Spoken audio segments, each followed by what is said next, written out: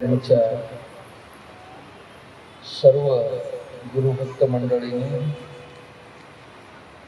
जसं सालाबादप्रमाणे आयोजित करतात तसं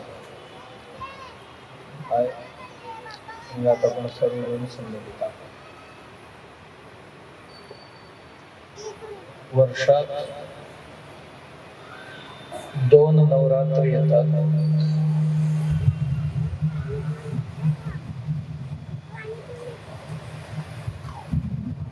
त्या नवरात्रीपैकी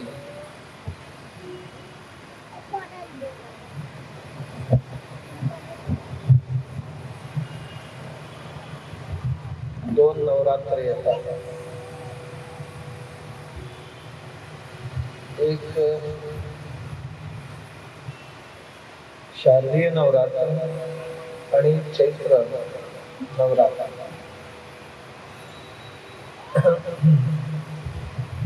चैत्र प्रतिपदेपासून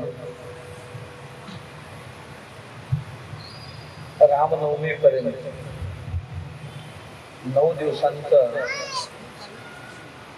उपवास, व्रत, वैकल्यादी करण्याची प्रथा आपल्या परंपरेत आहे.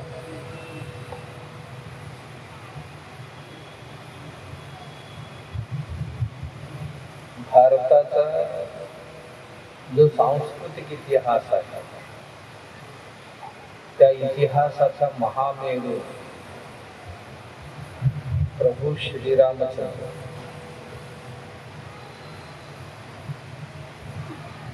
भारताचा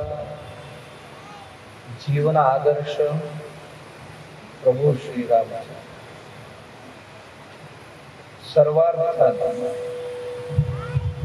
मुलगा कसा असावा रामासारखा असावा,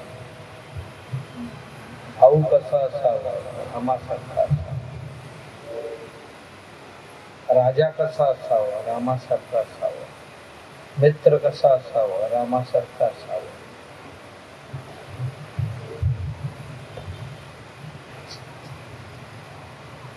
सर्व काही गोष्टींचे आदर्श म्हणजे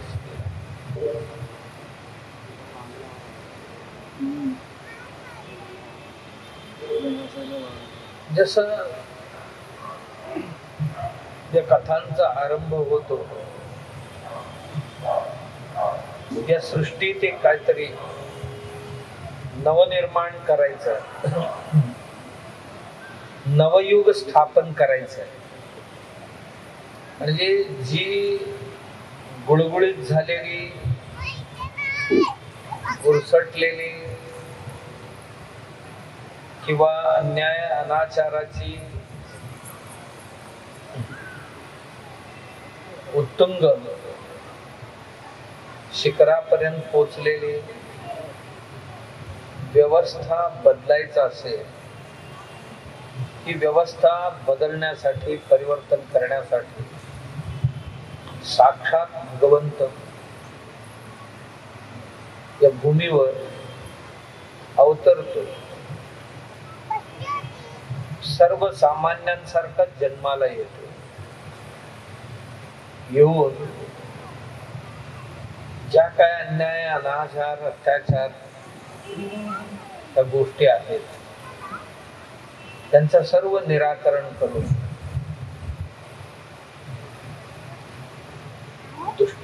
दुष्टांची दुष्टता संपवून शिष्ट लोकांना, सदाचारी मंडळींना अभय देऊन समाज मजबूत करण्याची परंपरा या देशात आली.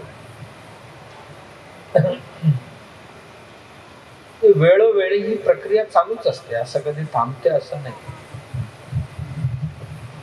मग कधी सामाजिक क्षेत्रात, कधी धार्मिक क्षेत्रात, कधी औद्योगिक क्षेत्रात, कधी अन्य कुठल्याही सांस्कृतिक क्षेत्रात क्रांती घडवून आणणारी काही मंडळी येतात. येऊन एक सत्परंपरेला जन्म देऊन निघून जाणार. तसे जन्माला आलेले दशरथ महाराजांचे हे चारी पुत्र, एक चेहरा म्हणून होते, बाकीचे तीन त्याला मजबूतपणे उभे राहणारी होते. कोणी कमी नव्हते यात. प्रभू रामचंद्र जर समोर असेल, रामचंद्रांच्या पाठीचा कणा होऊन उभे राहिलेले लक्ष्मण आणि भरत कशातही कमी नव्हते. प्रभू रामांची जितकी त्याग आहे, तपश्चर्या आहे, समर्पण आहे, ज्ञान आहे, सदाचार आहे, त्यात तसूवरही कमी नसणारी त्यांची भावंडे, आणि तेही शक्य नाहीये. सावत्र असून सुद्धा कधीही मनात सावत्रपणा शिवला नाही. म्हणून मर्यादा पुरुषोत्तम असं म्हणतो. कधी शिवला नाही. मुलं लहान होते, पण राजप्रासादात सर्वांनाच प्रिय होते. अयोध्येत सुद्धा प्रत्येक घरातल्या माणसांना अत्यंत प्रिय मुलं म्हणून ओळखले जातात.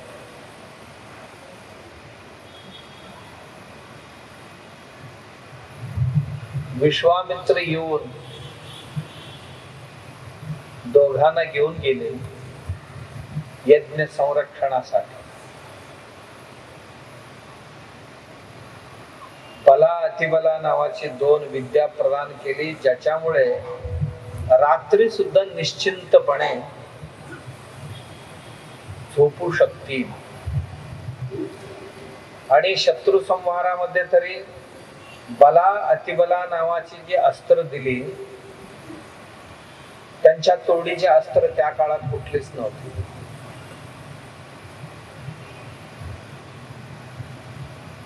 विश्वामित्रांचा यज्ञ संपन्न झाला, तेवढ्यात धनुष्य यज्ञाचा निरोप आला. मिथिला नरेश जनक महाराज धनुष्य यज्ञ करतात. काय आहे हे धनुष्य यज्ञ? सगळ्यांना ज्ञात होत. आम्हा लोकांनाच ऐकणाऱ्यांना थोडसा काय असेल हे असं उत्सुकता वाटते.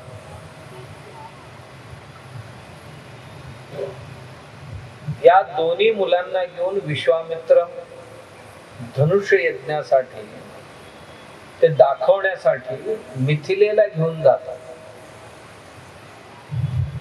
ही दोन तरुण मुले जेव्हा मिथिलेला पोचले, लोक अचंबित झाले. साक्षात जनक महाराज अचंबित झाले, संभ्रमित झाले. जनक महाराज ह्या मुलांना ऋषीपुत्र म्हणावं की राजपुत्र म्हणावं? त्यांच्या चेहऱ्यावरच्या तेज जो आहे,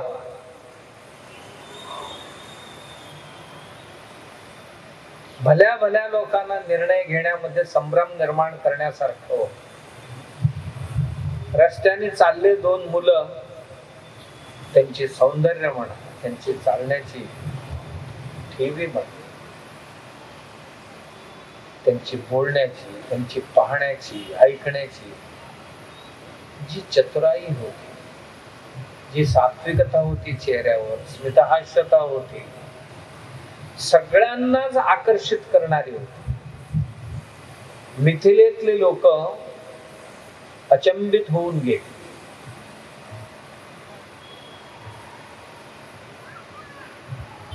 जनक महाराजांना कळलं. जनक महाराज आपल्याला माहिती आहे, एक महापुरुष, त्या काळातले आदर्श राजा, विदेही राजा म्हणून ओळखले जातात. नावाला राजा त्यांच्या नावाने अत्यंत उत्तम राज्य चालत होता, परंतु राजा कशातही आसक्त नव्हता. परंतु जनक महाराजांच्या त्या राज्यात कोणतंही अहितकारक घटना घडत नव्हती. मिथिला हे प्रांत तिथला कधी पूर्व काळी निमी नावाचा एक महाराजा होऊन गेला आणि त्यांचा मुलगा मिथी म्हणून होता. मिथीनी तो राज्य नवीन स्थापन केला म्हणून त्या राज्याला मिथिला असं नाव पडलं. राजा मिथीनी स्थापन केलेलं राज्य हे मिथिला. आणि त्या मिथीला जनक नावाचा एक मुलगा, खूप मोठा पराक्रमी मुलगा आणि सात्विक मुलगा जन्माला आला, ज्याने आपली नावलौकिक प्रतिष्ठापित केली त्या काळात. म्हणून जनक महाराज म्हणून प्रसिद्ध झाले. आणि त्या जनकाला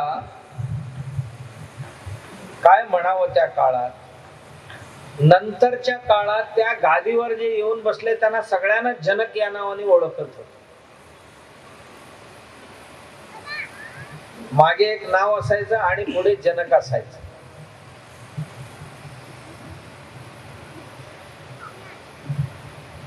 पुढे या जनक महाराजांना रस्वरोम नावाचा एक मुलगा झाला. तोही खूप मोठा पराक्रमी होता. त्यांना 2 मुलं झाली, क्षीरध्वज आणि कुशध्वज नावाचे.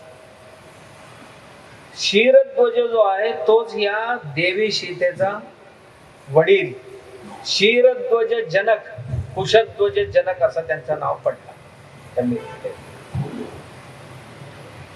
क्षीरध्वज जनक जे होते खूप मोठे पराक्रमी, आणि त्यांची बंधू कुशध्वज, हे दोघांचेही प्रेम, अतूट प्रेम.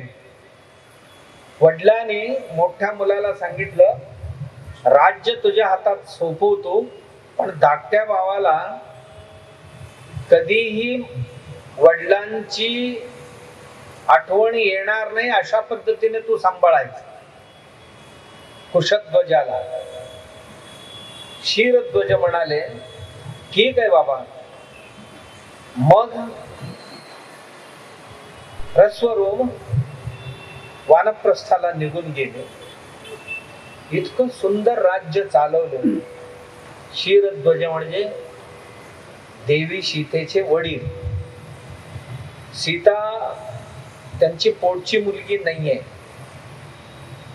यज्ञ करण्याकरता जमीन साफ करत होते. जमीन साफ करण्याकरता नांगर चालवत होते.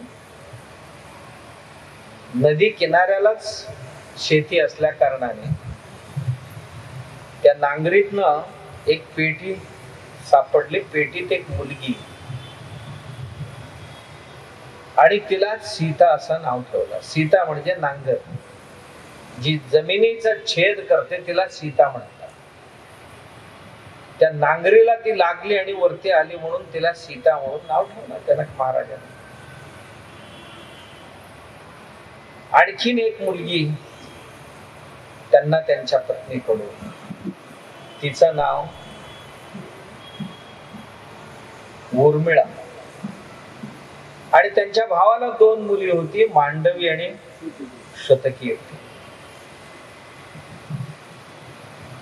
या धनुष्य यज्ञासाठी अनेक लोक आलेले होते. लिहिलेले रामायणात 10,000 राजकुमार आलेले होते म्हणे देवी सीतेला वरण्यासाठी. कारण सारखं सारखं सारखं सारखं सुंदर होती म्हणून प्रत्येक राजा यायचा, मला तुमच्या मुलीशी लग्न करायचंय, मुलगी आम्हाला द्या, आम्हाला द्या, आम्हाला द्या. तेव्हा राजा जनकाने ठरवलं की असं नाही करणार मी. माझ्याकडे एक धनुष्य आहे, मला परशुरामाने ते दिलेले धनुष्य.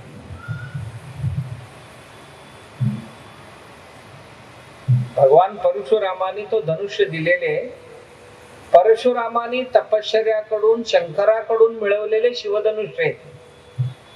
मला एक विरासत म्हणून, की एक स्मृती म्हणून माझ्या घरात ठेवायला पूजायला दिलेली. आणि तो धनुष्य सामान्य माणसांना उचलता येत नाहीये. हे धनुष्य उचलून जो प्रत्यंचा लावेल त्याला माझी मुलगी देईल असं म्हटल्यानंतर 10,000 राजकुमार तिथे आलेले होते ते उचलण्यासाठी.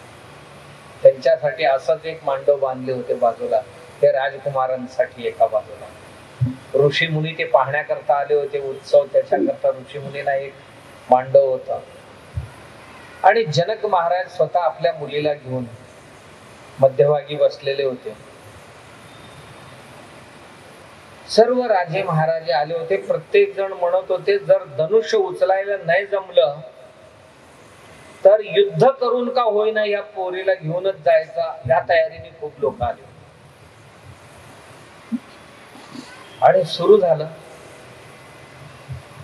पहिला दिवस संपला पण कोणी उचलू नाही शकले.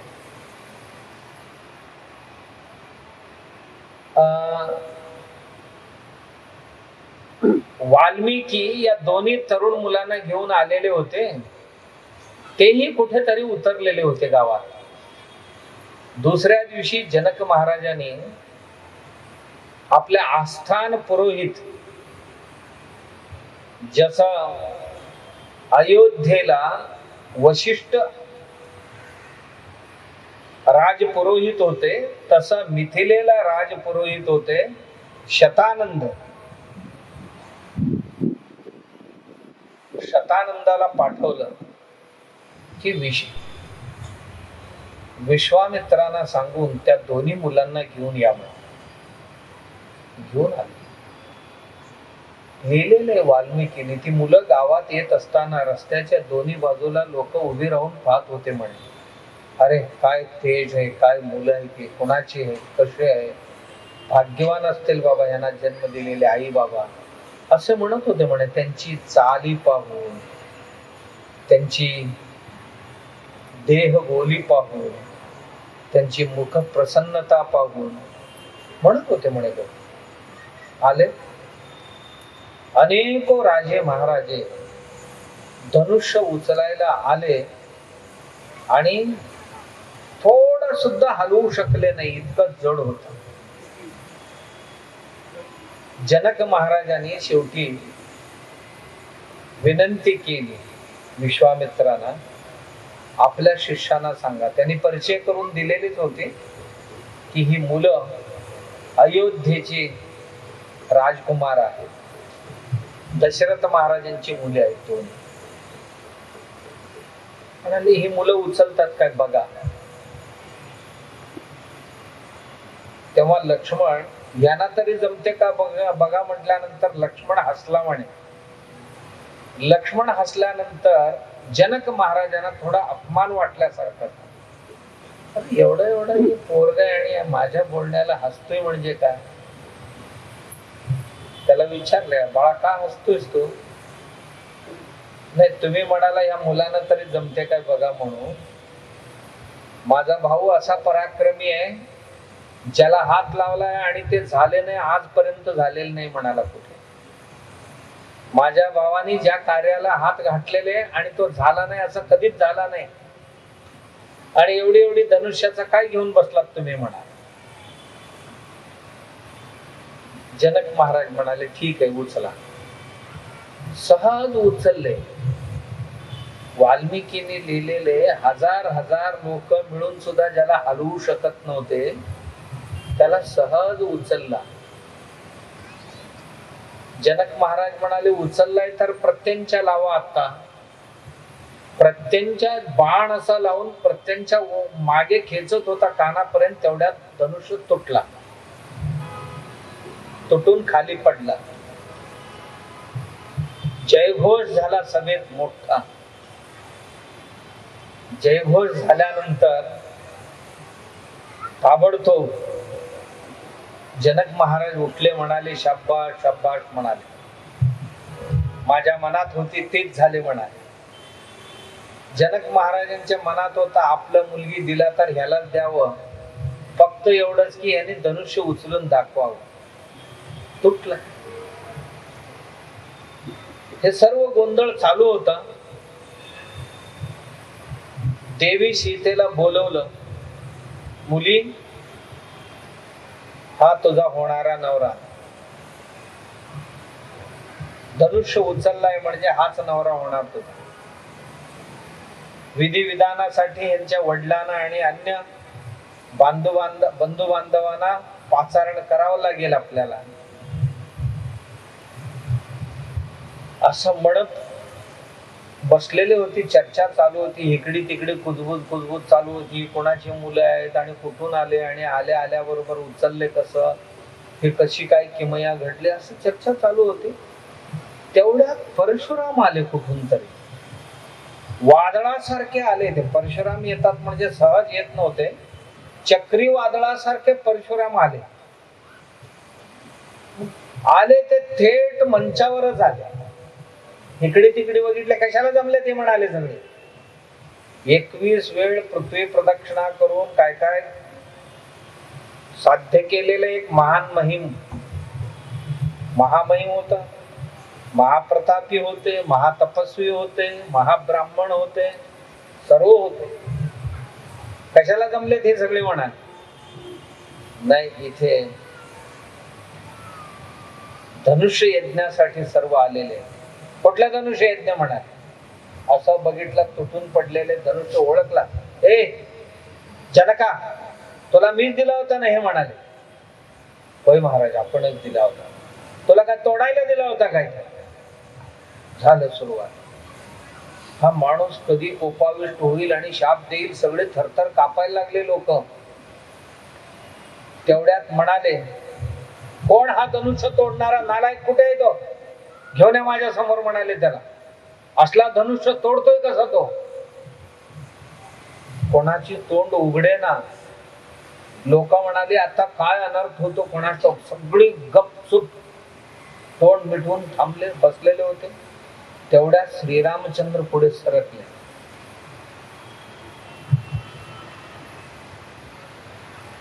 महाराज,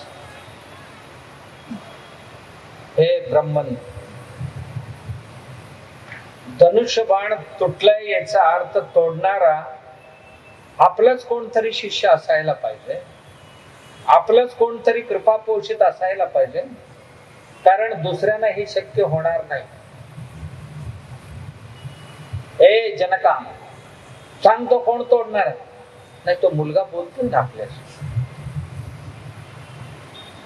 कोण तोडले रे म्हणाले.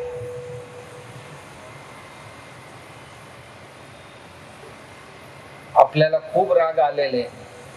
शिवधनुष्य आठवणीसाठी ठेवायला दिलेले तोडले म्हणून राग आला असावा तुम्हाला, पण ते स्वयंवरासाठी ठेवलेले होते. आणि उचललाय, तुटलाय मला माहिती आहे, पण तोडणारा कोण आहे? तो मूर्ख म्हणाला. तो मूर्ख मीच आहे म्हणाला. मूर्ख मीच आहे, त्याला जिवंत ठेवणार नाही म्हणाला. ठेवणार नाही म्हटल्यानंतर लक्ष्मण हसला. ए नालायक, कशाला हसतोयस म्हणाला. ज्याने धनुष्य तोडलेले त्याला मारणारा, त्याला संपवणारा अजून जन्माला यायचं आहे म्हणाला. अजून तर पर्यंत आलेलं नाही. एवढी मस्ती काय तुला म्हणाला. मला नाही, माझ्या भावाचा कर्तृत्व तसा आहे म्हणा. तेवढ्यात श्रीरामचंद्र पुढे गेले. म्हणाले, महाराज, अन्यथा आपण हे ग्रहण करू नये. लहान आहे तो, काहीतरी बोलतोय. धनुष्य तोडणारा मीच आहे. तुमचा राग त्याला मारल्याने शांत होणार असेल, आपला राग शांत करण्याकरता मी माझ्या प्राणाची आहुती सुद्धा द्यायला तयार. आपल्या हातात, एका हातात धनुष्य आणि एका हातात परशु म्हणजे कुऱ्हाडी आहे. तुमच्या हातात कुऱ्हाडी आहे आणि हे माझा मान आहे. कुठे ठेवू सांगा म्हणाले. कापून टाका. तुम्हाला बरं वाटत असेल, तुम्हाला त्या माणसाला तोडल्याने आनंद वाटत असेल, तर त्याच्याकरता मी तयार आहे समर्पित व्हायला. याचा अर्थ असा नाही की मी लढाई करू शकत नाही. मी लढाई करू शकतो आपल्याशी, पण तो मूर्खपणा आता मी नाही करणार. तुम्ही मोठे तपस्वी आहात, आपल्या समोर असे नाही करणार. मी लहान बाळ आहे. माझ्या हत्या केल्याने तुम्हाला बरं वाटत असेल तर माझी मान तुमच्यासाठी तयार, तोडून टाक. असं म्हटल्याबरोबर त्यांची गुस्सा ना, त्यांचे राग एका क्षणात सगळे खाली सर थंड झाले. विश्वामित्र महर्षी शाबाश शाबाश बाळा म्हणाले, तू जिंकलास. मला लढाई न करता मला निशस्त्र केला असतो. शाबाश, येतो येतो येतो म्हणाले आणि निघूनच गेले. म्हणजे किती व्यवहार कुशल होते. लढाई कुठे लढावं, बातचीत कुठे करावं आणि कोणाशी कसं बोलावं, हेच प्रभू रामचंद्रांची वैशिष्ट्य होते. दशरथ महाराज आले, लग्न समारंभ संपन्न झाला. त्यांच्या 4 मुलांना आपली 2 भाऊ कुशध्वजांचे 2 मुली देऊन लग्न केले. खूप ऋषीगण आलेले होते आशीर्वाद देण्याकरता, स्वामीगण आलेले होते. जनक महाराजांची सर्व वैभव पाहून आणि अशी मुलगी, असं जावई, हे सर्व पाहून सर्व अचंबित आश्चर्यचकित झालेले होते. त्यात एक महात्मा हे सर्व संपन्न झाल्यानंतर जाता जाता एक प्रश्न विचारला जनक महाराजांना. तो प्रश्न आम्हा तुम्हा सगळ्यांच्या मनात उठणाराच प्रश्न. काय प्रश्न विचारला? महाराज, हे मिथिला नरेश, आमच्या मनात एक जिज्ञासा आहे. एवढी चांगली संस्कार तुमच्यावर झाले, आपण एक उत्तम प्रशासक म्हणून ओळखला जाता, तर आम्हाला सांगा, तुमचे गुरु कोण आहे? एवढे चांगले संस्कार तुमच्याकडे असतील तर गुरु केलाय का आयुष्यात? कोण आहेत गुरु? कोण आहेत गुरु? कोण आहेत असं म्हटल्याबरोबर जनक महाराज म्हणाले, ते कशाला लागतात म्हणा, माझ्या मागच्या जन्मातले संस्कार आहे ते सर्वही. तेव्हा ते साधू म्हणाले, संस्कार जरी मागच्या जन्मातले कितीही असतील तरी मुक्तीसाठी एक महात्मा आहे, गुरु लागतो आयुष्यात. तो केलाय का तुम्ही? जनक महाराज म्हणाले, नाही गुरु केले. आणि तो ऋषी जाता जाता म्हणाला, तुझं ही ऐश्वर्य जेवढा असेल ना, हे सर्व निरर्थक आयुष्यात जर गुरु नसेल तर. मी म्हणतो म्हणून नव्हे, तुम्ही विचार करा. विचार करून जर मुक्तीचा आनंद अनुभवायचा असेल, आता जे अनुभवता ये राज्य वैभवाचा अनुभव आहे आणि मुक्तीचा अनुभव याच्यापेक्षा फार विलक्षण असते. ते अनुभवायचं असेल तर गुरु हे करावंच लागेल. आणि तुम्हाला पटलं तर बघा भविष्यात म्हणाल, आणि निघून गेले. आजपर्यंत मला काहीही कमी नाही, मी सर्व समर्थ आहे असं म्हणणारा मिथिला नरेश विचारात पडला. मंत्रिमंडळ बोलवला. अरे असा असा येते साधू मला बोलून गेले, का याचा गंभीर दखल घ्यावं का? त्या मंत्रिमंडळातल्या सगळ्या ऋषींनी सांगितलं, अत्यंत योग्य सांगून गेलेले. ज्या गोष्टी आम्ही तुम्हाला सांगावं असं म्हणत होतो, पण आमची ही पोचत नव्हती कुवत, पण त्या महात्म्याने धाडसाने तुम्हाला सांगून गेलेले, तुम्हाला गुरु हे करावंच लागेल. तुम्ही कितीही सात्विक आचरण करत असाल, सर्व हिताच्या गोष्टी कितीही करत असाल, तर हे भोग सर्व ही वैषयिक भोग आहे. आत्मानुभूती, आत्माचा आनंद जर अनुभवायचा असेल तर तुम्हाला ते गुरुशिवाय प्राप्त होणार नाही, आणि ते गुरु तुम्हाला करावं लागेल. प्रश्न पडला की गुरु कोणाला निवडावं?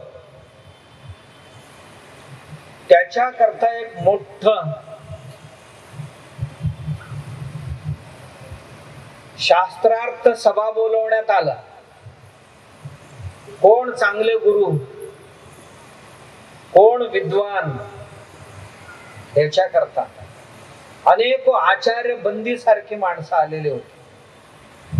आचार्य बंदी आणि अन्य खूप लोक तिथे आलेले होते. जनक महाराजांना गुरु होण्यासाठी आलेले होते अत्यंत उत्साहाने. आणि असं एक ऋषी लोकांचं, महात्मा लोकांची सभा आहे.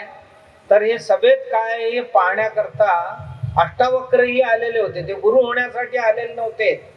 हे गुरु होण्याकरता आलेले ही जे नमुने आहेत हे सगळे पाहावं म्हणून ते आलेले होते.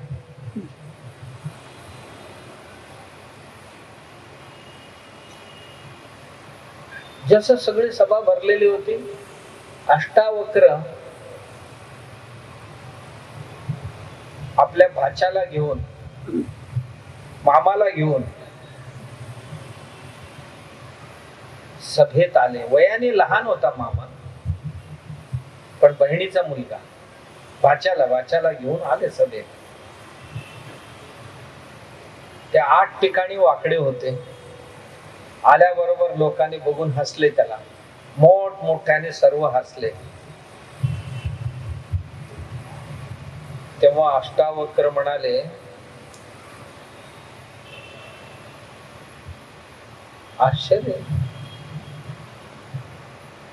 मग ह्याला प्रतिक्रिया कसा द्यायचा?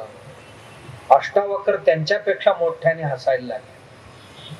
अशी अशी अशी अशी चालत येताना बघून ते हसले.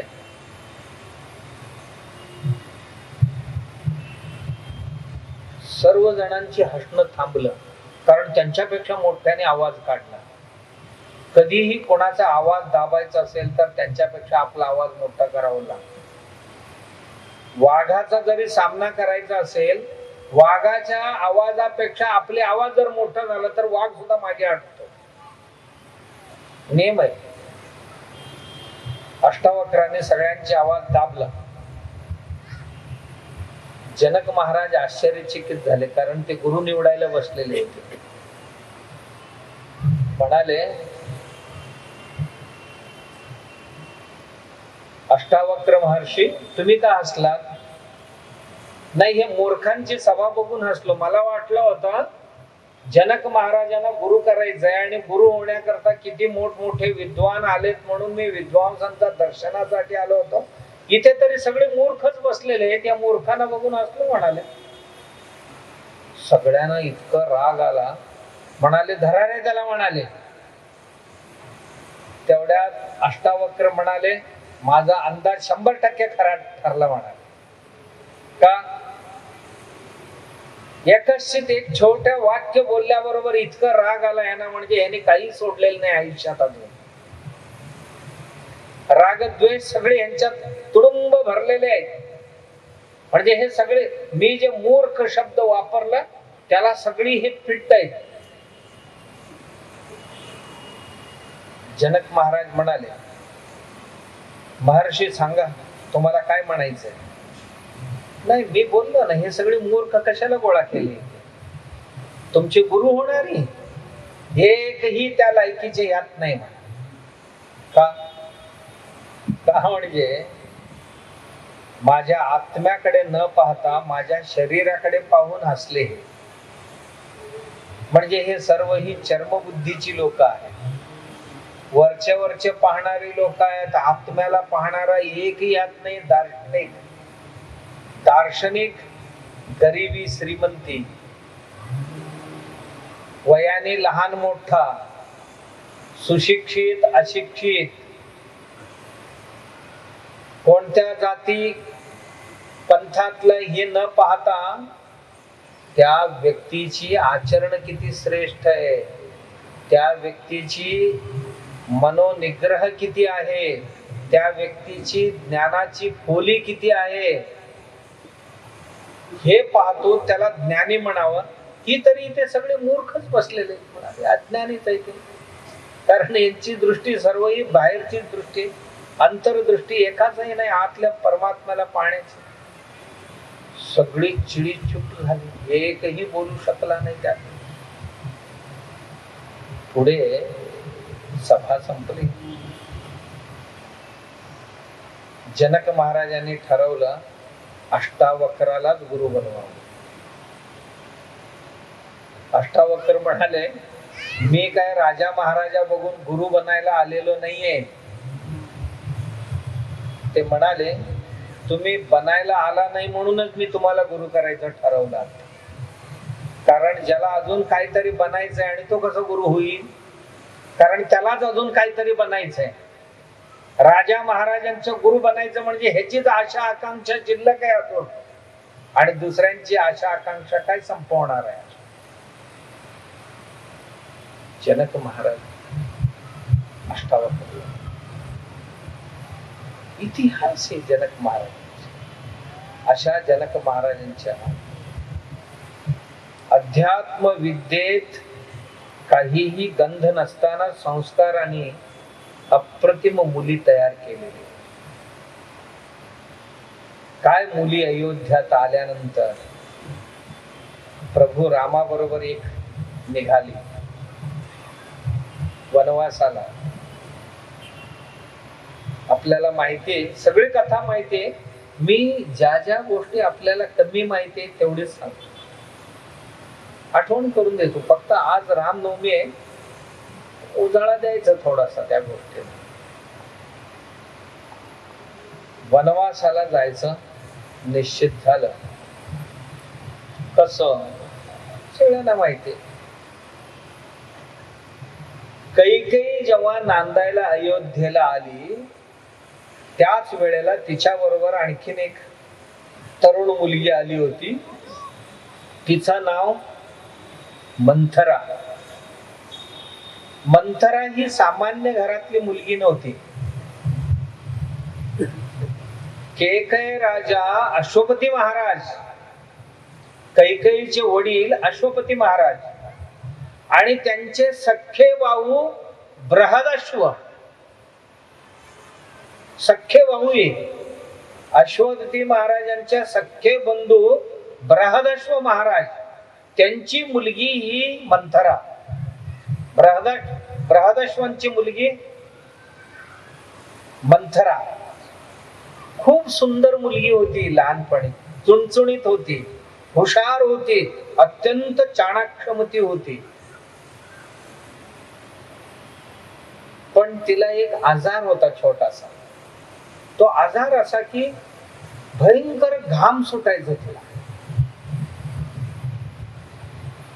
घामाघूम झाली, शरीरातलं पाणी आटलं की ताप यायचं तिला, मग चक्कर येऊन पडायची. याच्या करता ह्यांच्याकडे त्यांच्याकडे औषध जसं आम्ही करतो तसा तिच्या वडिलांनी सुद्धा भरपूर तज्ञ वैद्यांकडनं उपचार केला. कोणतरी एका वैद्याने कधीतरी एक शरबत दिली तिला औषध म्हणून. ती शरबत घेतल्यानंतर तिचं अंगच गळलं सर्व. पूर्ण अंगच गळल्यासारखं झालं. पुन्हा ह्यांना त्यांना सगळ्यांकडनं औषध केल्यानंतर हात पाय धड झाली, पण जे मेरुदंड आहे, मणका जो आहे तो काही सरळ झाला नाही. त्यामुळे ती अशी झाली, कुब्ज झाली, कुबडी झाली. आणि आयुष्यभराकरता तिला भोगावं लागलं. मनोमन ती म्हणत होती की आता माझे लग्न होणार नाही. का? या अवस्थेत धनुष्यासारखं वाकलेली होती ती तरुण वयातच, तिच्या आजारामुळे आणि कुठल्या तरी चुकीचे औषध घेतल्यामुळे. म्हणजे आज जसं आमचं तुमचं होते तीच तिचाही झालेलं होत. आणि ती कैकेयीचं लहानपणाची मैत्रीण, मैत्री म्हणजे बहीणच होते सख्खे, आपल्या काकाचीच मुलगी होती, ती बहीणच होती, लहानपणापासून एका घरातच वाढलेल्या. जसंही लग्न होऊन कैकई निघाली, ते एकमेकांना सोडून राहत नव्हते, म्हणून ती म्हणाली मी पण येते तुझ्या बरोबर, तुला मदत करेन, तुझी सेवा करेन. म्हणून ती अयोध्येला आली होती. श्रीरामचंद्रांचा पट्टाभिषेक डिक्लेअर झाला, घोषित झाला, लगबग सुरू झाली तयारीची.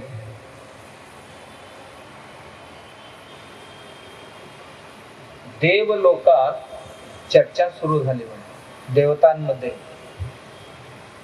रामाचा पट्टाभिषेक होणार, होणं हे योग्य नाहीये असं देवांचं म्हणणं होतं.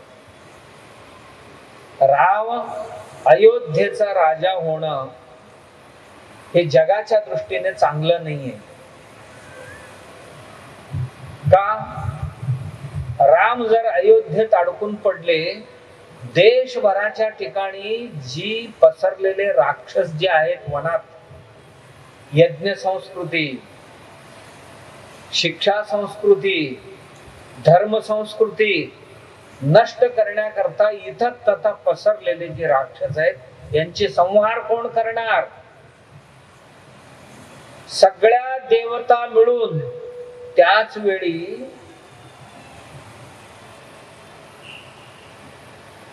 सरस्वतीला जाऊन प्रार्थना केली. म्हणे देवी सरस्वती, तू काहीतरी उपाय शोध, हे पट्टाभिषेक होता कामा नये. सगळ्या देवतांनी मिळून सरस्वतीला गळ घातले. सरस्वती म्हणाली मी पाहते कसं काय होत. आणि सरस्वती स्वतः खाली उतरून आले अयोध्येत. काय करावं आता, ह्याला थांबवावं कसं? अयोध्येच्या राजप्रासादात फिरत होती असं तिच्या नजरेस पडली मंथरा. मंथरा सामान्य स्त्री नाहीये. तिच्याही सांगितलं, जसं ही ह्यांची सख्य बहीण आहे, बृहदाश्वांची बहीण आहे, एवढंच नाही, ही पूर्वजन्मातली अप्सरा आहे. पूर्वजन्मातली ही अप्सरा आहे. तेव्हा सर्व देवलोक म्हणाले बघा तिच्याकडे थोडासा. सरस्वती आपल्या कुळातली कोण आहेत का शोधत शोधत आल्यावर अयोध्येच्या राजप्रासादात तिला सापडली पूर्वजन्मातली अप्सरा, म्हणजे देवलोकातली एक स्त्री सापडली, ती म्हणजे मंथरा. त्या मंथरेवर काय मंत्रून गेली माहित नाही, पुढे 5-10 मिनिटातच तिचं डोकं चालायला सुरू झालं. ती सुद्धा राज्याभिषेकाचा तयारीत आणि त्याच्या आनंदात रमलेली होती. सरस्वतीने येऊन काय मंत्र करून गेली माहित नाही, 5 मिनिटात तिची प्रवृत्ती बदलली. 5 मिनिटात ती गेली कैकेयीकडे आणि जाऊन असं ते मुसमुसणाऱ्या सापासारखे तिला करायला लागली. म्हणाले असं काय करतेस तू, काय झाले तुला? एक नाही दोन नाही असं बोलत बघत बसले. बसल्यावर काय झाली तरी काय तुला? म्हणाली कैकेयी, झाली तरी काय तुला? राम लक्ष्मण भरत शत्रुघ्नाला तरी काही झालेले नाही आहे ना? एक नाही दोन नाही, गप्पच. अगं सांग काय झालं ते तर सांग. तू नेहमी बडबडणारी बाई आणि आज शांत बसतीस म्हणजे मला भीती वाटते तुझी. सांग. नाही, मी तोंड उघडले तर तुला बरं नाही वाटणार. नाही असेल ते सांग म्हणा. हिनं सुरुवात केली. रामाचा राज्याभिषेक चालू आहे. हो, सूर्यवंशाचा नियम मला माहितीये. सूर्यवंशामध्ये मोठा भाऊ राजा होतो, धाकटा भाऊ सेवक बनतो. राम राजा होणार, भरत त्याचा सेवक होणार. यात काय आश्चर्य आहे? आनंदच आहे मला. म्हणाले तोही माझाच मुलगा आहे. ती म्हणाली तुझी डोकं बिकं फिरली का? व्यवहार असंच असतो. आज जे चालते तीच त्याही दिवशी चाललेली होती. आज आमच्या तुमच्या घरात जसं बुद्धिभेद करण्याकरता जे जे युक्ती वापरतो तशीच युक्ती तिनेही वापरली होती.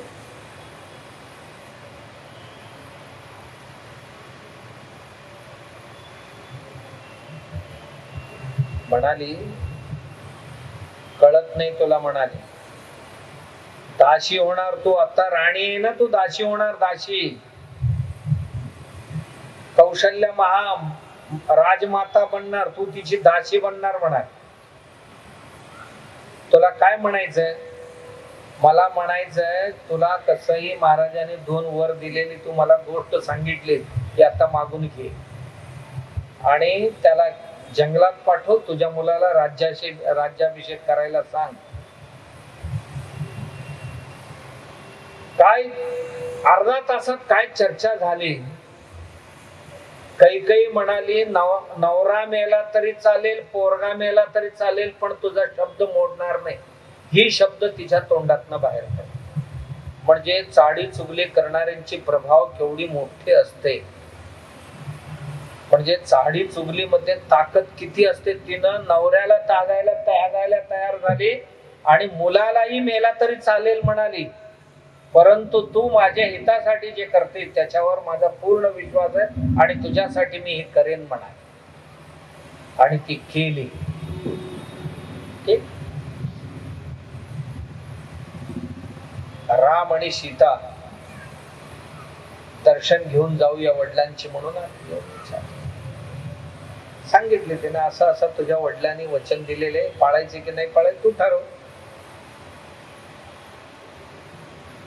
राम म्हणाले न पाळणारा संतान नाही आम्ही, पाळणार. सीता म्हणाले तुम्ही पाळणार तर मी तुमच्या बरोबर येणार.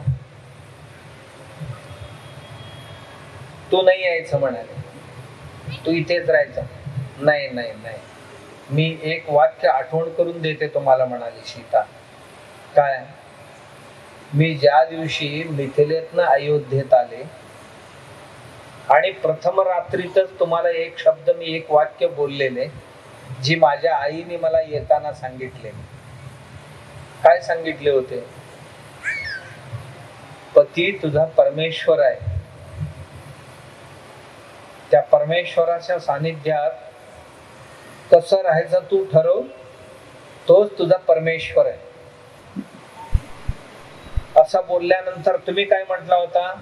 तुझ्या आईचं एक वाक्य ऐकलंयस ना, माझंही एक वाक्य ऐकून घे.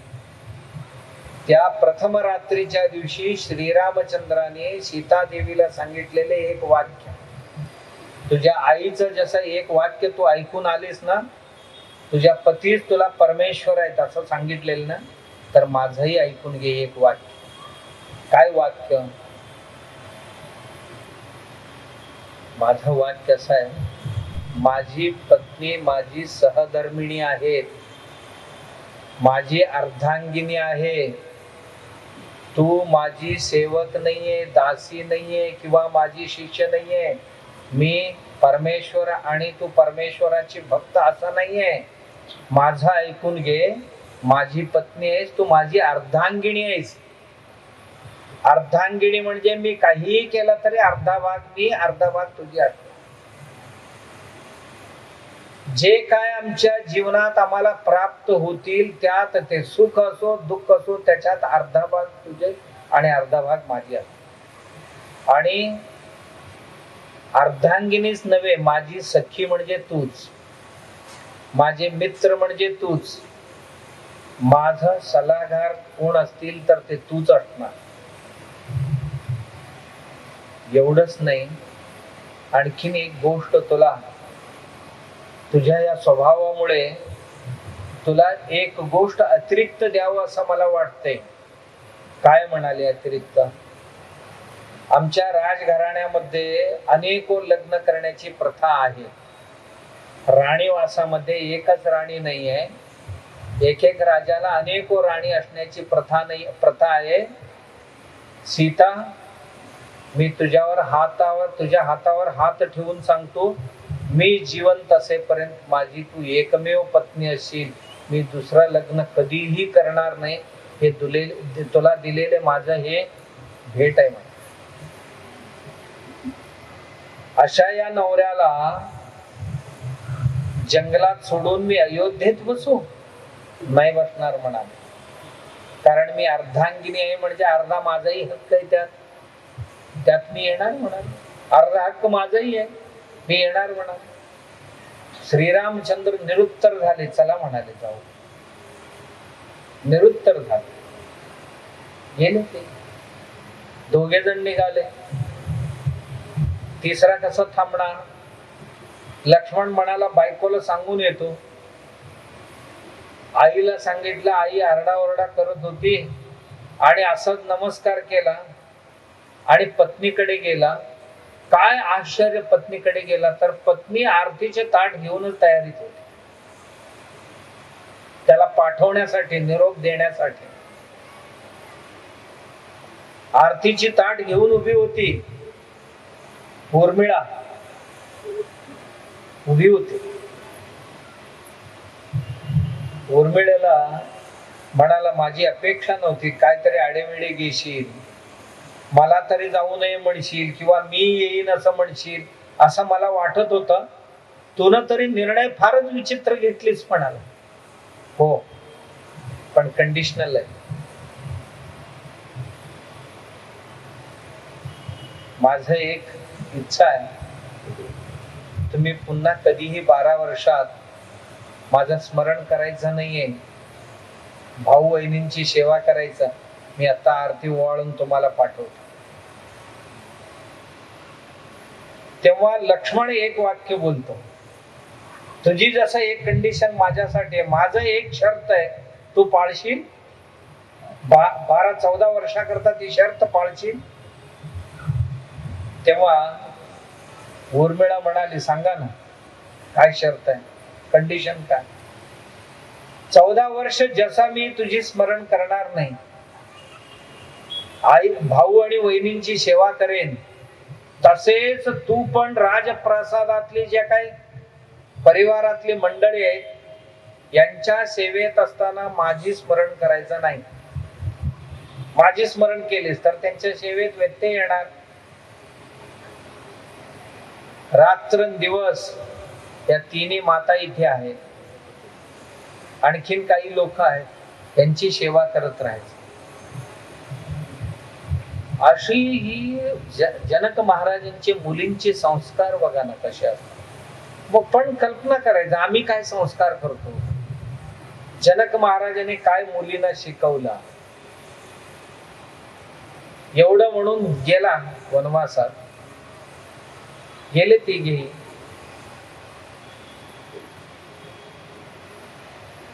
पहिल्या रात्री जवळजवळ 20 किलोमीटर गेले, नदी किनाऱ्यावर वस्ती केली. भल्या पहाटी उठून अयोध्येतल्या लोकांना तिथे सोडून रथ घेऊन आगे पुढे निघून गेले, कोणी आपल्या बरोबर येऊ नये म्हणून. दंडकारण्याकडे निघून गेले. भारद्वाज महर्षींना भेटले, विचारले की कुठे थांबायचं, जागा दाखवले तरी तिथे थांबले. भरत नंतर आला, भरताला समजावलं आणि राज्य कारभार कसं करावं याच्याकरता सुंदर उपदेश केला. हे बघ, भ्रष्ट नसणाऱ्या मंत्र्यांचे नियोजन कर, प्रजांची हित पाहणारी, केवळ प्रजांची शोषण न करणारी, प्रजांची हित पाहणारी मंत्री असावी. मंत्री विद्वान असायला पाहिजे, मंत्री सज्जन असायला पाहिजे, तुझी मंत्री कार्यक्षम असायला पाहिजे, तुझे मंत्री हे दक्ष असायला पाहिजे, तुझ्या मंत्री संवाद कुशल असायला पाहिजे, तुझे मंत्री जे आहेत हे फोरसाइटिंग म्हणजे दूरदृष्टी असणारी मंत्री असायला पाहिजे. अशा लोकांना मंत्री म्हणून नियुक्त करून आणि लोकांना कर जादा लादू नको. जर लोक कराच्या बोजापोटी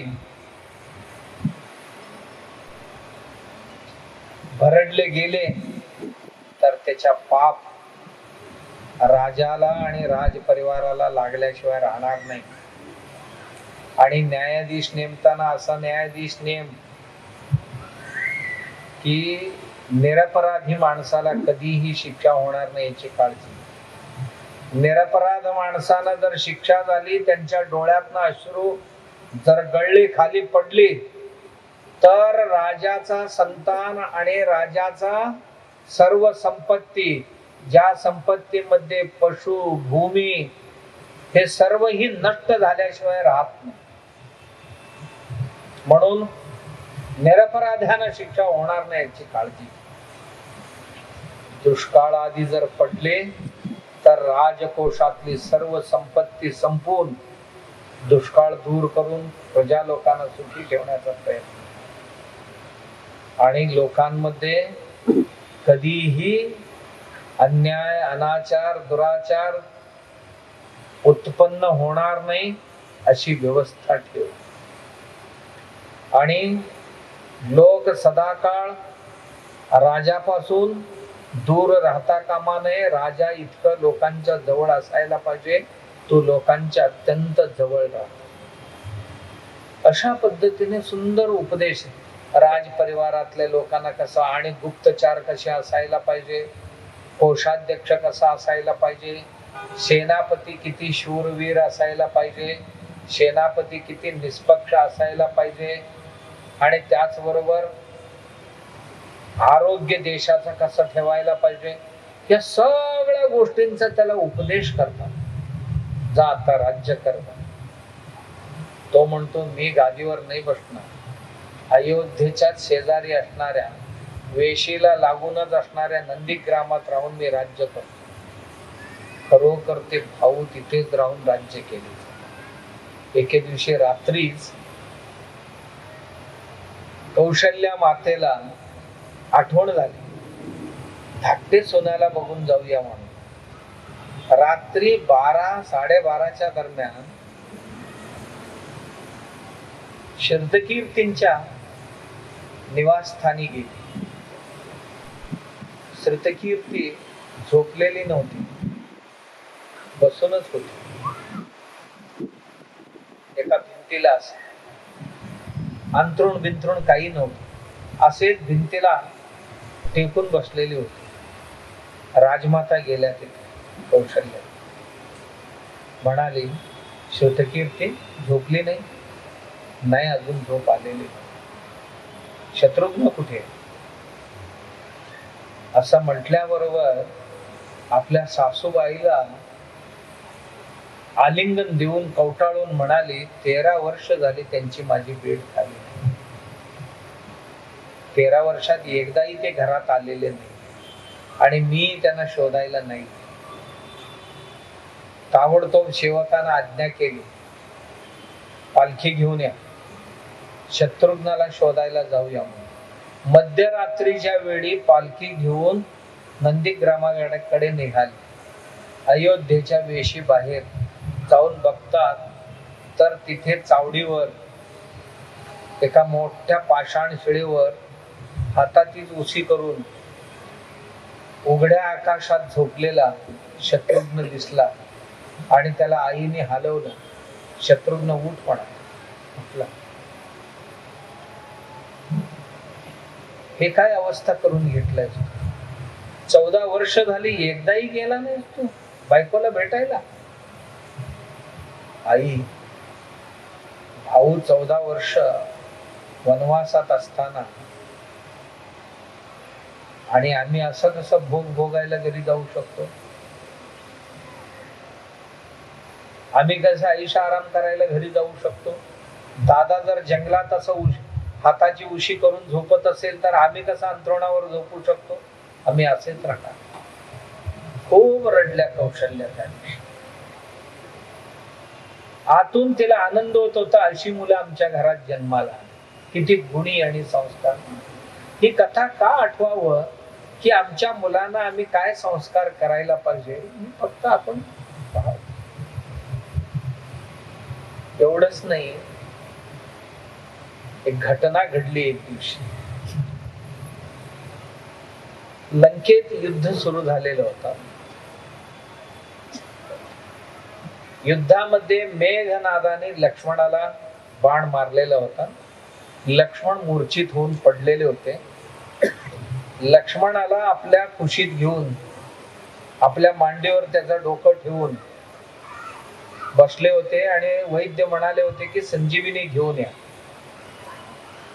आणि सगळ्यांना माहितीये हनुमंत संजीवनी आणण्याकरता गेला होता. ते खूप दूरचं पर्वत. संजीवनी घेऊन येत असताना, ती छोटीशी पहाड उचलून आणत असताना अयोध्येवरनं येत होता. भरतानी बघितलं वर कोणतरी राक्षसच आहे म्हणून त्याला खाली पाडलं. हनुमंत पहाडासहित खाली पडला. धरलं त्याला. कोण तू म्हणाले? तो म्हणाला प्रभू रामचंद्र लंकेत युद्ध करतात. तर कारण त्याला माहित नाही ही लंका आहे, ही अयोध्या आहे. हनुमंताला माहित नाही ही अयोध्या आहे. मी अयोध्येच्या वरून निघालो, त्याला माहित नाही. तो दक्षिणेतला. अयोध्येचे राजकुमार दोन आलेले तिथे. त्यांच्या पत्नीचं अपहरण झालेले, रावणाच्या कैदेत आहेत आणि सोडवण्यासाठी युद्ध चालू आहे. त्या युद्धात लक्ष्मणाला बाण लागलेले. लक्ष्मण मूर्छित अवस्थेत आहे आणि उद्या सकाळपर्यंत जर संजीवनी नेले नाही तर लक्ष्मण मरणार आहे. आणि ही घटना संध्याकाळी इथे घडली. रात्रभरात जाऊन पोहोचायचंय त्याला.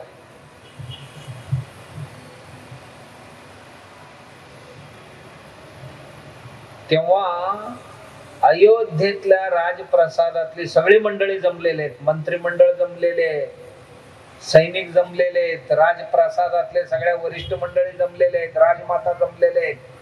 हनुमंत म्हणतोय जर मी सकाळपर्यंत हे नाही नेला तर, सूर्योदयापूर्वी नाही नेला तर लक्ष्मण जिवंत राहणार नाही. कौशल्याला राग अनावर झाला. रामाला सांग लक्ष्मणाला सोडून जर एकटाच आला तर इकडे येण्याची गरज नाही, अयोध्येत पाय टाकायचा नाही. जसं सगळे मिळून गेलाय तसं येणार असाल तर अयोध्येत यायचं, नाही तर अयोध्येला तुझी गरज नाही म्हणून सांग. रागाच्या भरात बोलली. बोलल्याबरोबर उर्मिळा होती तिथे. उर्मिळा कधीही तिला राग आलेला नव्हता. तिच्या आयुष्यात पहिल्यांदाच राग आले तिला. ती हनुमंताला म्हणाली कोण म्हणतो सकाळपर्यंत लक्ष्मण मरणार? कसं मरतोय म्हणाले. मेला तरी हरकत नाही, प्रभू राम यायला पाहिजे इथे. रामाची आई म्हणते लक्ष्मण नसेल तर त्यांनी इथे यायची गरज नाही. आणि उर्मिळा म्हणते इथे प्रभू यायला पाहिजे अयोध्येत. येतील जातील खूप लोक, पण प्रभू राम काय परत परत नाही येणार. लक्ष्मणासारखे खूप येतील खूप जातील, पण रामासारखे खूप नाही आहे. ते एकच आहे, ते यायला पाहिजे अयोध्येत. एवढं म्हणून थांबली नाही. कोण म्हणतात लक्ष्मण मरणार म्हणून? मरणार नाही का म्हणाले सकाळपर्यंत जर औषध नाही नेले तर? नाही मरणार. का नाही मरणार? त्यांनी सांगितलं प्रभू रामचंद्रांच्या कुशीत झोपलेले आहेत ते आता. आणि जोपर्यंत देवाच्या कुशीत झोपलेले आहेत, कोणता काळ पुरुष येणार आहे त्याला न्यायला? कोणाचा धाडस होणार आहे? कुठलं काल पुरुष त्याला हात लावण्याचा धाडस करणार आहे? माझी खात्री आहे म्हणाले. प्रभू रामाच्या हातात जोपर्यंत त्यांच्या मांडीवर आहे तोपर्यंत कुठलाही काळ पुरुष त्याच्या जवळ येऊ शकत नाही. आणि एवढंच नाही, जर तुम्ही सकाळपर्यंत नेऊ नाही शकला, तुम्ही जाईपर्यंत सूर्योदय होणार नाही. मी लिहून देतो म्हणाले. माझी खात्री आहे हनुमंत संजीवनी नेईपर्यंत सूर्योदय होणार नाही. माझ्या प्रभू रामावर विश्वास आहे, श्रद्धा आहे म्हणा. होऊ देणार नाही. कारण सूर्योदयापूर्वी औषध नाही पोचले तर मरणार म्हणताना. माझा प्रभू श्रीराम आमच्या देव आहेत. ते आमच्या घराण्याचे, आमच्या देशाचे देव आहेत. आमची श्रद्धा आहे त्यांच्यावर. जर औषध नाही पोचले तर सकाळ होणार नाही, आणि हे औषध ज्या क्षणाला पोचेल त्याच क्षणाला सूर्योदय होईल. काय धाडसी आणि संस्कारी माणसं या राजप्रसादात होती. आणि काय त्यांच्या आई वडिलांनी संस्कार केले असतील. असा प्रभू रामचंद्रांचा परिवार. आणि तिथे काय कमी असणार आहे. लढाई लढले, ते स्वतःच म्हणत होते, लक्ष्मण नाही तर मी जिवंत राहणार नाही. लक्ष्मण आहे तर मी आहे. लक्ष्मण म्हणत होता, दादा आहे तर मी आहे. आणि सगळ्यांबरोबर पक्षी असणारी संपाती आणि जटायू बरोबर सुद्धा अत्यंत मानवीय संबंध. वानरांसमवेत मानवीय संबंध, राक्षसांसमवेत मानवीय संबंध.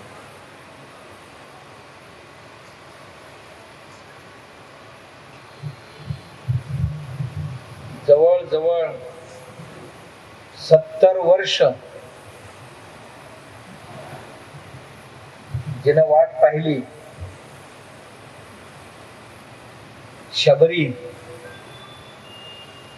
त्या शबरी समवेत त्यांचं नातं कसं होतं. शबरीला भेटली, बोर दिली. शबरीला काय दिली?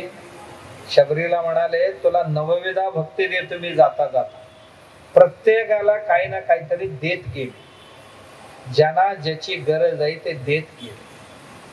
शबरीला सांगितले, तू आतापर्यंत प्रतीक्षा केलीस, नवविधा भक्ती देतो. नवविधा. ती म्हणाली, मुक्तीसाठी काय करू? भक्तीच मुक्तीसाठी लागणार आहे.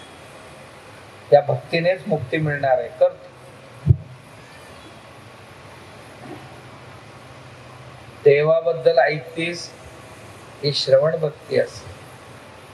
देवाचे गुणगान केलीस तर हीच कीर्तन भक्ती.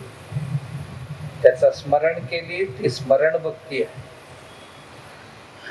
आणि कुठल्याही साधू सत्पुरुषांना देव समजून जर पाद्यपूजा केलीस तर तेच पादसेवन भक्ती आहे. असे हे सर्व भक्ती करत तुला मुक्ती मिळेल असं म्हणणारा महाप्रभू.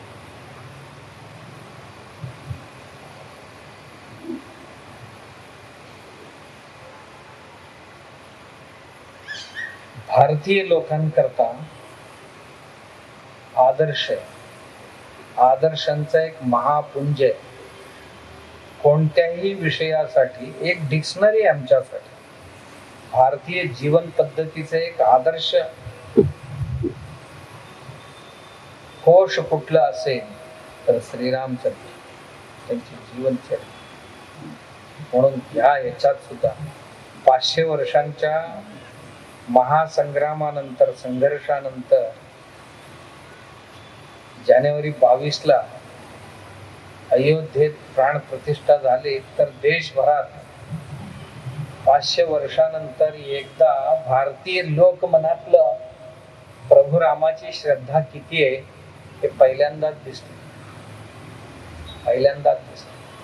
प्रत्येक घरात गोडधोड करून, प्रत्येक घरावर ध्वज लावून, प्रत्येक गावात भजन कीर्तन करून रामोत्सव साजरा करण्यात आला. हे एक दिवसासाठी नाही, ही आमची नित्योत्सव बनायला पाहिजे. आमच्या जीवनात समस्या कितीही येऊ द्या, सर्व समस्यांचा परिहार रामचरित्रेत आहे. सर्व समस्यांचा परिहार. काळ जरूर बदलला असेल, परिस्थिती जरूर बदलली असेल,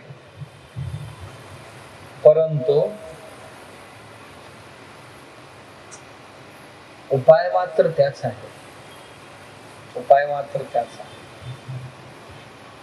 त्याच शुद्ध बुद्ध जीवन आहे, त्याच प्रेमळ नातं आहे आणि त्याच समदृष्टी आहे सगळ्यांसमवेत, आणि त्याच संघर्ष आहेत. त्या सर्वही गोष्टी आजही प्रस्तुत आहेत आमच्यासाठी. म्हणून या रामनवमीच्या दिवशी प्रभू रामचंद्रांचा जन्म याच दिवशी झाला. नंतर एक दोन दिवसाच्या अंतराने सर्व चौघेही जन्माला आले. अयोध्येतच आनंदोत्सव झाला होता असं नाही, आज संपूर्ण भारतवर्षात आनंदोत्सव आहे. म्हणून आपण या दिवशी फक्त थोडस स्मरण त्यांच्या जीवनाचे केली तर अनेक गोष्टी आम्हाला लक्षात जर राहिले तर अनेक समस्यांना परिहार कधीही आमच्या मनातनच आम्हाला मिळू शकतील, येऊ शकतील. अशी ही आदर्श व्यक्ती आणि त्यांची जीवनचरित्र प्रभू रामचंद्रांच्या